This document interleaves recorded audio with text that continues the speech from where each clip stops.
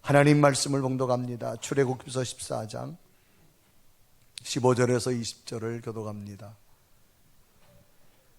여호와께서 모세에게 이르시되 너는 어찌하여 내게 부르짖느냐. 이스라엘 자손에게 명령하여 앞으로 나아가게 하고 지팡이를 들고 손을 바다 위로 내밀어 그것이 갈라지게 하라. 이스라엘 자손이 바다 가운데서 마른 땅으로 행하리라. 내가 애굽 사람들의 마음을 완악하게 할 것인즉 그들이 그 뒤를 따라 들어갈 것이라.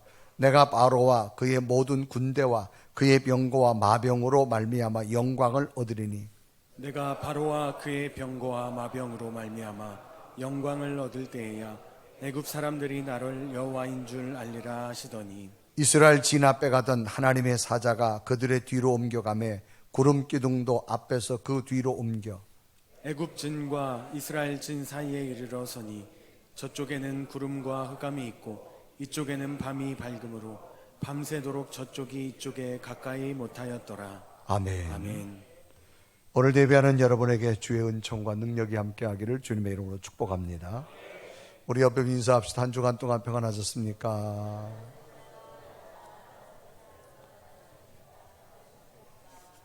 다시 한번 오늘도 당신을 보니 참 기쁩니다.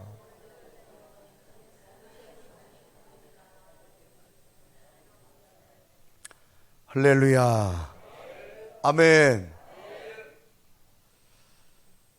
미국 사우스 다코타 주에 러시모어라고 하는 유명한 산이 있습니다.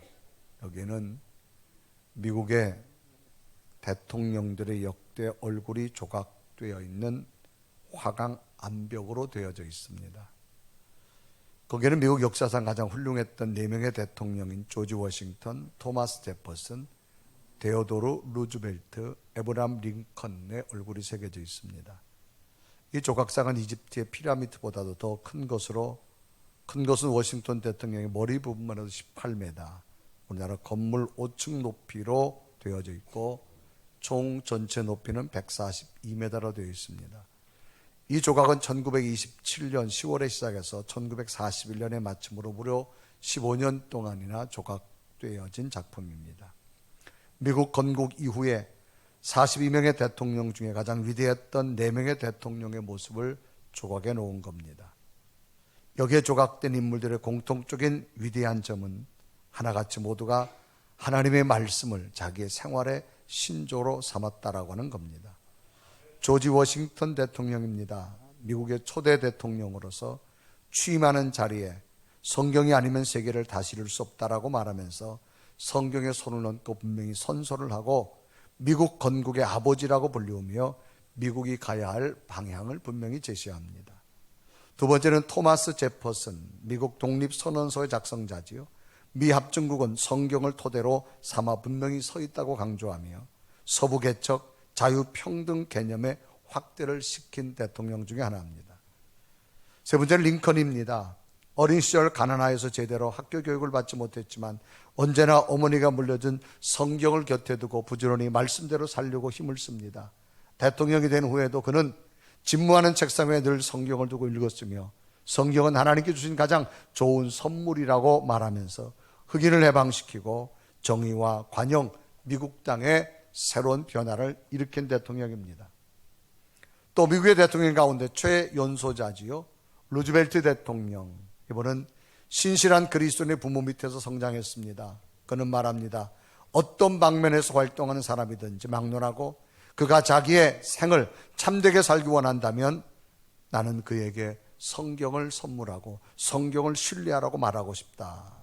사회와 정의를 실현하며 혁신주의를 느끼며 세계적인 지도 국가로 발돋움하게 되어진 대통령입니다. 이분들의 공통적인 특징은 하나님의 말씀을 자신들의 삶의 가장 큰 토대로 삼았다는 겁니다. 모든 삶의 부분을 철저하게 하나님 편에서 하나님 안에서 모든 것이 중심이 되어졌다라고 하는 사실입니다. 사람은 삶의 연장 속에서 누구의 편에 서 있느냐가 굉장히 중요합니다. 편이란 말은 어느 하나의 쪽을 지칭하는 단어입니다. 분명한 소속이요, 같은 공감이요, 같은 동질성을 느낄 수 있는 단어가 편이라고 하는 겁니다. 그러므로 여기서 발생되는 편에 대한 능력은 매우 큰 것을 의미할 수 있습니다. 이런 편의 개념이 우리의 삶에 비칠 때면 삶의 기초를 하나님 말씀 안에서 또는 하나님과 더불어 하나님의 편에서 하나님이 분명히 세우고 그 하나님이 주신 은혜를 공급해 받아 삶을 살아가면 하나님의 거대한 능력은 인간의 한계를 뛰어넘는 놀라운 일을 이루어 주신다고 하는 겁니다. 그 대표적인 사람이 성경에 인물되어진 다윗이란 어린 소년이 있습니다. 다윗이 아버지 신분을 따라서 이스라엘과 블레셋이 전쟁하는 전쟁터에 갑니다. 이스라엘이 이제 블레셋과 전쟁에서 패전할 수밖에 없습니다. 백기를 두고 항복해야 됩니다. 그 이유는 블레셋에는 큰 장수 골리앗이 있기 때문입니다. 이때의 전쟁은 장수와 장수가 싸워서 이기면 이기는 전쟁입니다. 이스라엘의 어떤 명장도 이 골리앗과 싸워서 패했습니다. 이제 사울 왕도 백기를 두고 항복하려고 할 때 어린 소년이 그 속에 거룩한 욕심이 생깁니다. 하나님 믿지 않는 저들이 감히 하나님 믿는 우리를 정복한다고? 다윗이 나간다고 말합니다. 모든 왕도 말렸고 형들도 말렸고 장수도 말렸습니다. 그러나 다윗은 담대하게 나가면서 선포합니다. 너는 칼과 창으로 나오지만 나는 만군의 여호와 이름으로 너에 간다. 왜? 하나님이 내 편이 되어준다고 고백합니다. 그래 사무엘상 17장 45절을 우리 한번 다 같이 읽습니다. 시작. 다윗이 블레셋 사람에게 이르되 너는 칼과 창과 단창으로 내게 나아오거니와 나는 만군의 여호와 이름 곧 내가 모여간 이스라엘 군대의 하나님의 이름으로 내게 너는 칼과 창으로 나왔지만 나는 하나님이 내 편이라는 거예요. 그러면서 그는 말합니다. 네가 아무리 칼과 창으로 나오지만 전쟁은 국가의 승과 패는 하나님이 책임지신다. 그러므로 전쟁은 하나님 편에 속해 있으므로 나는 하나님이 나를 도와줄 줄로 믿습니다. 그래서 사무엘상 17장 47절을 다 같이 읽습니다. 시작. 또 여호와의 구원하심이 칼과 창에 있지 아니하면 이 무리에게 알게 하리라. 전쟁은 여호와께 속한 것인즉 그가 너희를 우리 손에 넘기시리라. 이 전쟁은 너의 신체적인 조건, 너의 무기, 너의 힘도 아니고 하나님이 함께할 때 승리한다는 겁니다. 그러므로 하나님은 내 편이라는 겁니다. 그래서 다윗이 작은 물매 하나 가지고 골리앗을 무너뜨리고 골리앗 허리춤에 칼을 빼가지고 골리앗의 목을 잘라서 도람으로 말미암아 패전할 수밖에 없는 전쟁이 승리하게 되어집니다. 그러므로 사람은 자신의 중심을 어느 편에 세우느냐가 참 중요합니다. 어느 쪽 어느 편에 세우느냐. 여러분 하나님 쪽 하나님 편에 세워보세요. 하나님이 도와주실 줄로 믿습니다. 오늘 성경 본문도 이런 내용입니다. 애굽에서 나온 이스라엘 백성들은 홍해바다 앞에 도착합니다. 그런데 예상치 못한 일이 생겼어요. 뒤에 애굽 군대가 다시 이 히브리인들 이 노예로 잡아가지고 가려고 말을 타고 쫓아왔습니다. 이제 홍해바다 앞으로 갈 수도 없는 상황, 뒤로 애굽 군대 잡혀갈 수도 없는 그런 상황. 이제 조금 후면 애굽 군대가 쫓아와서 포로로 끌려갈 수밖에 없는 이런 상황. 그런데 어떤 일이 생기느냐? 갑자기 이스라엘 백성 앞에 있던 구름기둥과 불기둥이 이스라엘 백성 뒤로 갑니다. 뒤로 가서 애굽 군대와 이스라엘 군대의 사이를 막습니다. 애굽 군대는 어둠을 만들고 이스라엘 백성들은 밝은 태양빛을 비춰줍니다. 그리고 이 어둠에 있던 애굽 군대가 이스라엘 군대로 말을 타고 오고 싶어도 오지 못합니다. 왜? 하나님이 막아주셨기 때문입니다. 밤새도록 막아주시는 사이 이 앞에는 홍해바다가 갈라지는 것을 이스라엘 백성들이 보게 됩니다. 저들이 아무리 말을 타고 쫓아와도 하나님이 이스라엘 백성이 오지 못하도록 하나님이 막아주시는 은혜. 저편에 있는 자들이 이 편에 올 수 없도록 하나님 막으십니다. 그래 출애굽기서 14장 20절 다 같이 읽습니다. 시작. 애굽 진과 이스라엘 진 사이에 이르러서니 저쪽에는 구름과 흑암이 있고 이쪽에는 밤이 밝음으로 밤새도록 저쪽이 이쪽으로 가까이. 아무리 애굽 군대들이 말을 타고 쫓아가도 못 갑니다. 왜? 하나님이 막아주셨기 때문에. 그런데 이스라엘 백성들 눈앞에는 홍해가 갈라집니다. 결국은 이스라엘 백성들이 다 건너갑니다. 그러자 이스라엘 백성들이 다 건너간 후에 하나님께서는 그 막아주신 은혜를 풉니다. 그러니까 말을 타고 홍해바다를 오지만 홍해바다 중간에 왔을 때 모세가 손을 내리자 그 갈라졌던 바다가 다시 닫혀버려서 애국 군대들은 다 저 홍해바다에 수장되는 대비극을 맞이해 버리고 맙니다. 정말 놀라운 군대는 저들의 힘과 능력을 가졌지만 저들은 다 바다에 수장돼 버리고 맙니다. 저편과 이 편은 너무나 다르다는 겁니다. 그러면 오늘 성경에 보면 저편은 누구를 의미하고 이 편은 누구를 의미할까? 하나님께서 저편은 달려오지 못하도록 막아주지만 이 편은 하나님이 새로운 길을 열어주실 줄로 믿습니다. 그래 출애굽 14장 20절에 기록하죠. 애굽진과 이스라엘진 사이에 일어서니 저쪽에는 구름과 흑암이 있고 이쪽에는 밤이 밝음으로 밤새도록 저쪽이 이쪽에 가까이 못하였더라. 그러면 하나님께서는 저쪽과 이쪽 분명히 구분하시는데, 그러면 이쪽은 누구를 말하고 저쪽은 누구를 말하는 걸 찾아보면서 하나님이 보호하는 이쪽의 성도들이 되셔서 하나님의 능력이 여러분 있기를 주님의 이름으로 축복합니다. 그러면 이쪽의 이 편은 누구를 말할까? 하나님의 이스라엘 백성들을 말합니다. 자, 하나님이 보호하는 이쪽의 이 편, 첫째는 뭐냐? 하나님의 은혜를 입은 자들이었습니다. 430년 동안 애굽에서 노예 생활하다가 이제 나왔습니다. 430년 동안 노예 생활해서 얼마나 힘들었어요. 그런데 저들은 포기하고 있었지만 하나님께서 모세를 통해서 10가지 기적을 통해서 저들을 이끌어냅니다. 그래서 하나님께서 이쪽 편을 세웁니다. 여기서 이쪽 편이라는 것은 인간관계로 이쪽 저쪽을 말하지 않습니다. 어떤 지역의 이쪽 저쪽을 말하지 않습니다. 여기서 하나님의 이쪽이라는 말은 신분의 개념을 말합니다. 신분이라는 것은 개인의 사회적인 위치나 계급을 말합니다. 지금 이 백성들은 애굽에 노예로 있었습니다. 그런데 하나님이 이쪽으로 불러준 이유는 이제는 노예가 아니고 자유의 몸입니다. 하나님이 친히 구원해준 하나님의 백성이 되어준 하나님의 자녀가 되어준 신분을 하나님은 이 편이라 그렇게 말합니다.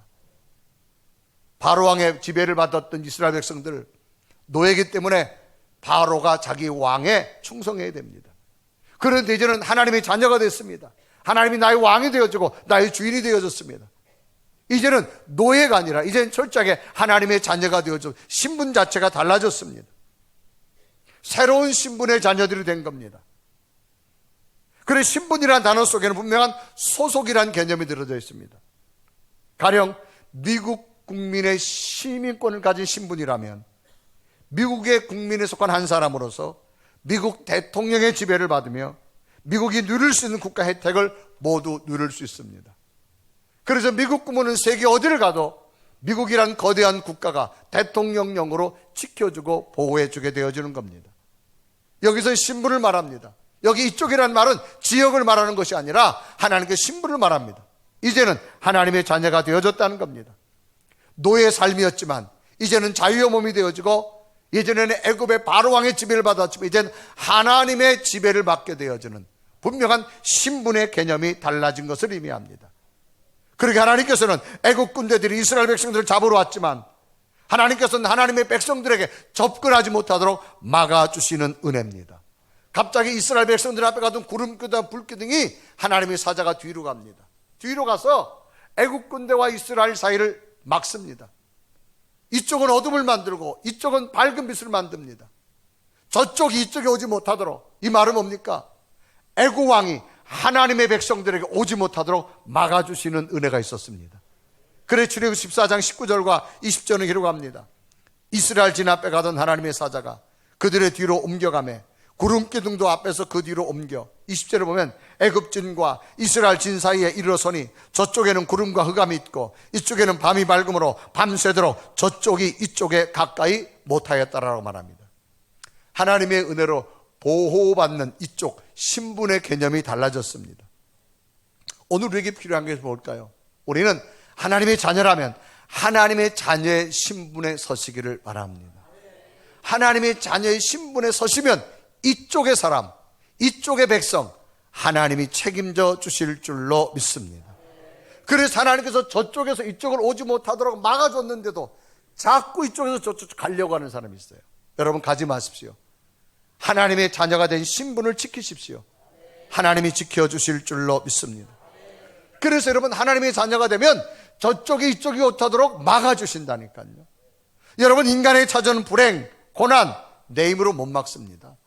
하나님이 막아주셔야 될 줄로 믿습니다. 두 번째로 이쪽에 있는 사람은, 이 편은 누구냐? 하나님의 간섭을 받는 자입니다. 하나님의 자녀가 되었기 때문에 이제 하나님께서 간섭하는 거예요. 여러분, 간섭이라는 말은 함께 관여한다, 그런 뜻입니다.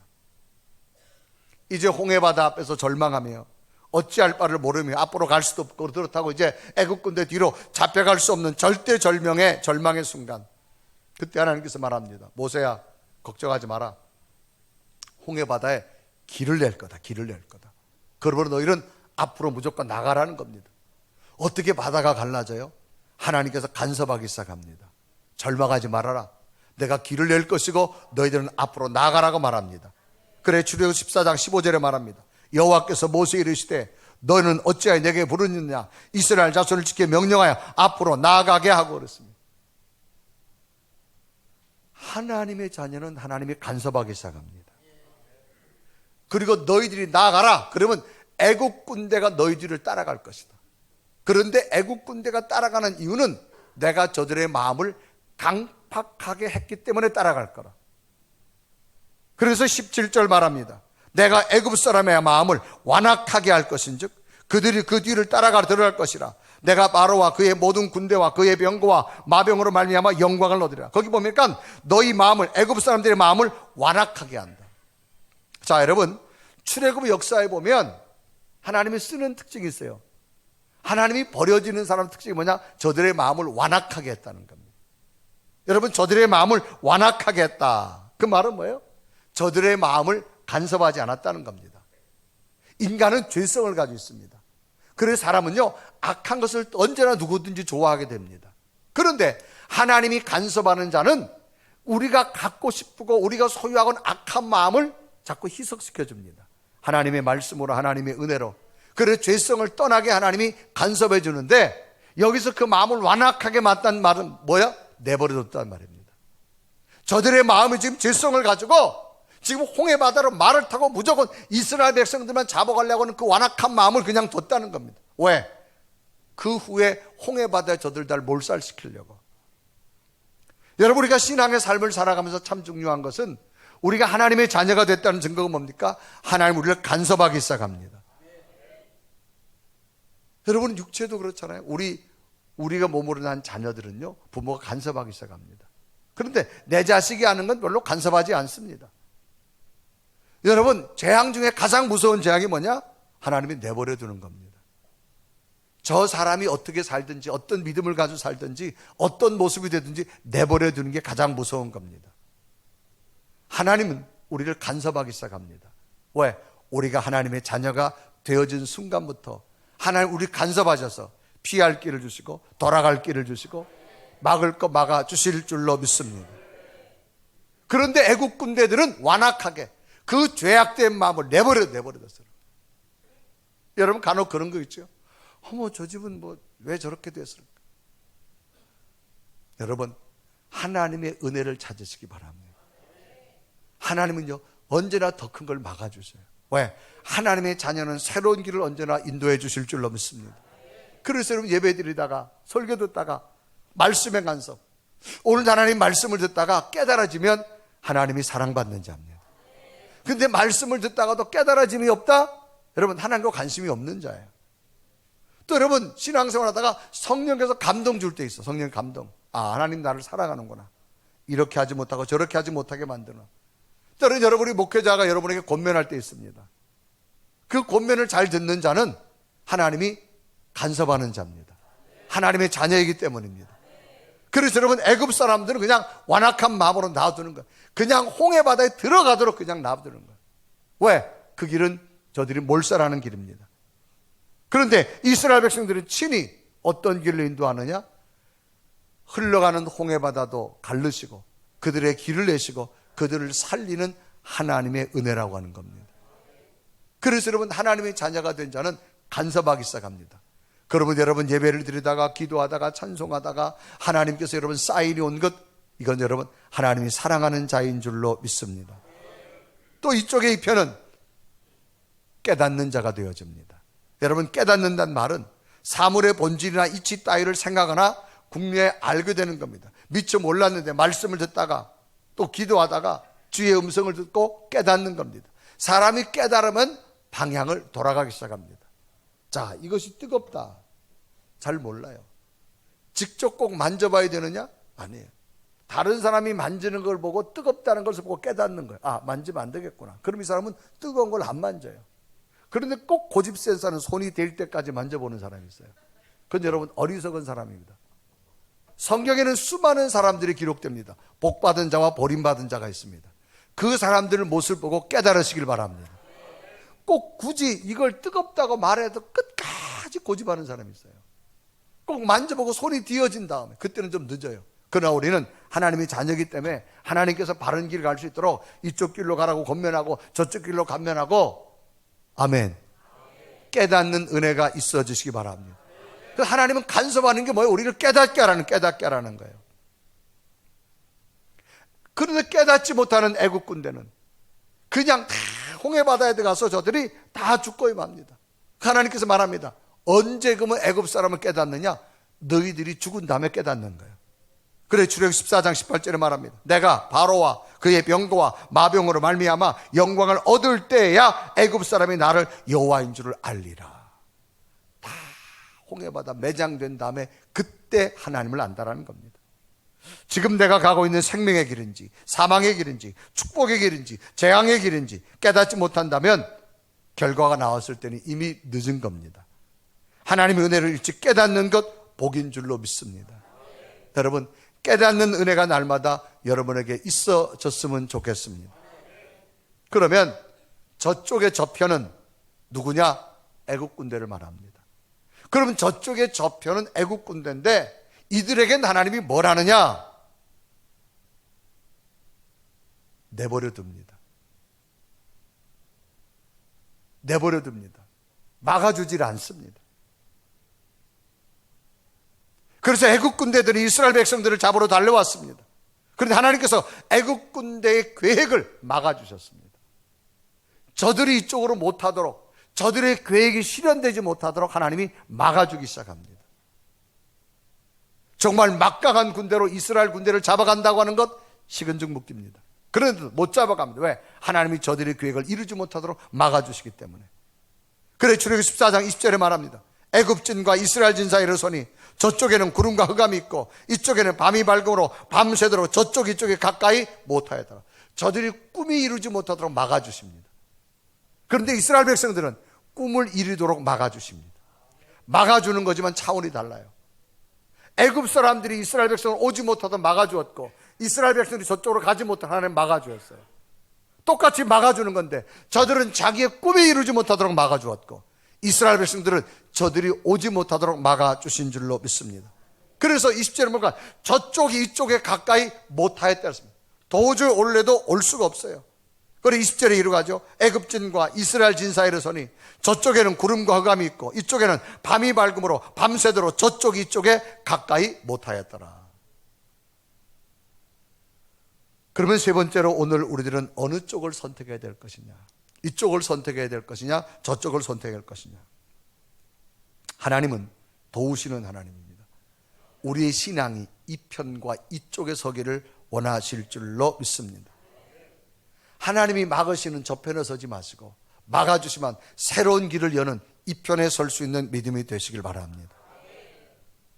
그러므로 우리의 신앙은 선택입니다. 나는 어느 쪽을 선택할 거냐? 하나님이 길을 내는 쪽을 선택할 것이냐? 하나님이 막으시는 마지막 죽음의 길로 달려가는 애국 군대의 저쪽을 선택할 것이냐? 여러분 속에 하나님의 은혜가 있다면 우리는 하나님의 자녀들입니다. 날마다 말씀 가운데 깨달으시고 하나님의 간섭을 받으셔서 하나님의 편에 쓰셔서 하나님 주신 평안을 누리는 삶을 살았으면 좋겠습니다. 스팻포드라고 하는 사람이 있습니다. 이 사람은 미국 시카고에서 기업을 경영하던 사람입니다. 온 가족과 행복한 삶을 살고 있던 어느 날 화재가 납니다. 예상치 못한 화재가 크게 발생해서 사업과 집을 모든 걸 잃어버리게 됩니다. 하루아침에 엄청난 비극이 찾아왔죠. 실망 중에 있는데 그래도 기업하는 사람은 내가 다시금 기업을 이렇게 세우리라. 그런데 자금이 없어요. 사업을 재개할 돈이 없자 우선 자녀들과 아내를 친한 친구에는 유럽에다가 좀 거기다가 부탁을 하고 자기가 다시 사업을 재개를 꿈꿉니다. 그래서 유럽에 있는 친구에게 아내와 두 아들을 배를 태워서 보냅니다. 전송을 하고 이제 돌아오는데 불행하게도 전송한 지 얼마 안 돼서 항해 도중 대서양 한복판에서 배가 침몰했다는 소식을 듣습니다. 두 아들이 죽고 아내만 겨우 구조됐다는 이야기를 듣습니다. 얼마나 슬픕니까? 얼마나 비극입니까? 그럴 때 그는 하나님 앞에 이런 고백을 합니다. 하나님이 내 속에 계심을 나는 믿습니다. 이 엄청난 절망에서도 하나님은 내 편임을 나는 믿습니다. 여기 하나님이 또 다른 계획이 있음을 믿습니다. 내 편 되신 하나님, 이 절망 속에도 하나님 붙들고 살아가게 하옵소서. 그러면서 자신의 고백을 시로 씁니다. 내 평생에 가는 길 순탄하여 늘 잔잔한 강 같든지 큰 풍파로 무섭고 어렵든지 나의 영혼은 늘 편하다. 내 영혼 평안해. 내 영혼 평안해. 그래서 1873년에 우리가 찬송가 413장 내 평생에 가는 길을 보면 좌측 상단에 이번에 작곡가의 이름이 나와져 있습니다. 그 작곡가 이름은 H.G. 스팻포드라고 하는 사람의 작곡자 이름이 나와 있고, 우리 이 찬양을 부를 때마다 하나님, 어떤 절망 속에 나는 하나님 편에 서겠습니다. 어떤 절망 속에 하나님 편에 서겠습니다. 왜? 하나님 편에 진 자는 하나님이 책임져 주시기 때문인 줄로 믿습니다. 그리고 우리는 날마다 은혜 입은 자들의 모습이기 때문에 하나님 편에 서시고, 늘 하나님 자녀가 되어졌기 때문에 하나님의 간섭을 받으시고, 일찍 깨닫는 자가 되어져서 저 편에서 멸망된 자가 아니라 하나님 편에서 승리하는 하늘의 기쁨을 살아가는 여러분 되기를 주님의 이름으로 축원합니다. 우리 한번 고백하며 찬양할까요? 날마다 우리는 이 찬양을 부르면서 주여 내가 하나님 편에 서겠습니다. 어떤 상황 속에도 하나님 안에서 내가 승리하겠습니다. 우리 고백하며 찬양합니다. 내 평생에 가는 길 순탄하여 늘 잔잔한 강 같든지 큰 풍파로 무섭고 어렵든지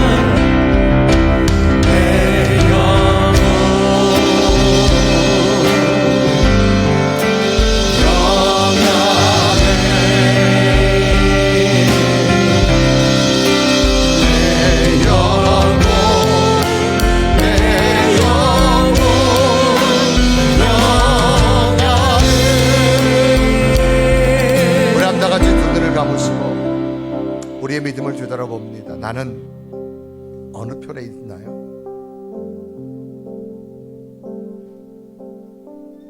정말 내가 지금 하나님의 자녀라면 하나님 편에 있어야 되는데 때로는 하나님 편을 떠나서 하나님이 방치하는 저 편에 갈 때가 얼마나 많습니까? 우리의 생각도 우리의 언어도. 하나님은 이 편에 있는 자를 책임지십니다.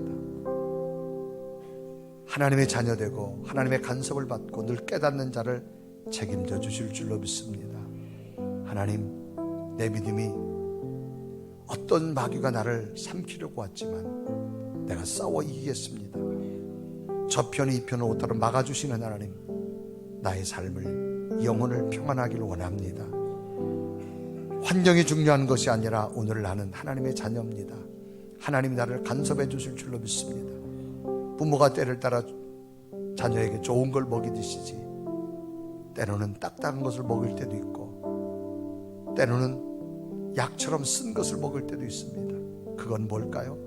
그 자녀를 살리는 어머니의 마음입니다. 우리의 삶이 지금 약처럼 쓰다고 느껴지세요? 걱정하지 마세요. 하나님은 여러분을 책임져 주실 줄로 믿습니다. 하나님, 악한 사탄과 끝내 싸워서 내가 이기겠습니다. 내 속에 영혼의 평안을 주셔서 내가 저 편이 아니라 하나님 편에 서서 늘 하나님이 새로운 길을 열어주고 하나님이 약속이 이루어지고 천국이 보여지는 그런 신앙의 삶을 살 수 있는 내 믿음을 다 깨달라고 우리 간절한 모습으로 고백하며 기도드리겠습니다. 살아계신 하나님, 이 시간 우리 나를 도우시고 하나님으로 세워주심을 감사합니다. 하나님 그 속에 당신의 이름을 하나님 그 놀라운 믿음의 능력 하나님의 성령의 감동을 주어라. 살아계신 하나님, 나를 세우시고 나와 함께하시고 하나님의 영적인 승리가 주의 은혜와 성령 하나님의 성령 내가 하나님 편에 서겠습니다. 내가 하나님 편에 서겠습니다. 하나님 나를 지켜주시고 나를 인도하시고 하나님의 놀라운 모습과 당신의 영광을 충만히 주겠습니다. 오 살아계신